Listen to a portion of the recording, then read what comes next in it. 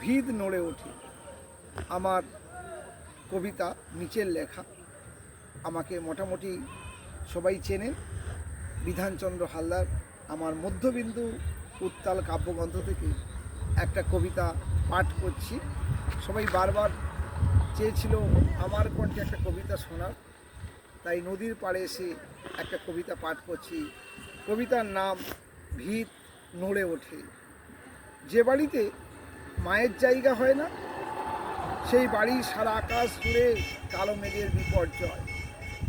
যে বাড়িতে বাবার জায়গা হয় না, সেই বাড়ির সারা বাতাস জুড়ে মৃত মৃদঙ্গের বিদীর্ণ বেদনা। যে বাড়িতে বনের জায়গা হয় না, সেই বাড়ির সারা মাটি জুড়ে পাতার ভিতর নখের চিহ্ন। যে বাড়িতে ভাইয়ের জায়গা হয় না, সেই বাড়ির সারা জানলা জুড়ে সন্ধ্যা নামে ভর দুপুর বেলায়। যে বাড়িতে ডালপালার ফাঁক ফোকর দিয়ে সূর্য ঢোকে না, সেই বাড়িটা আসলে মলমূত্রের জায়গা ছাড়া আর কিছুই নয়। যে বাড়িতে বন জঙ্গল ভেদ করে চাঁদের কোণা ঢোকে না, সেই বাড়িটা আসলে আত্মধপধপে স্বর্গীয় উদ্যান, সেখানে কখনো ফুল ফোটে না। যাকে বর্ণমালা শেখায়নি কেউ কোনোদিন, নিজের অজান্তে অক্ষরহীন হয়ে থেকে গেছি।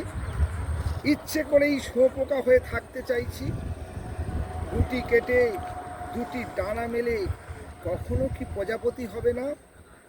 ইচ্ছে করেই শুঁয়োপোকা হয়ে থাকতে চাইছি। গুটি কেটে দুটি ডানা মেলে কখনো কি প্রজাপতি হবে না? গুটি কেটে দুটি ডানা মেলে কখনো কি প্রজাপতি হবে না? কখনো কি প্রজাপতি হবে না? নমস্কার।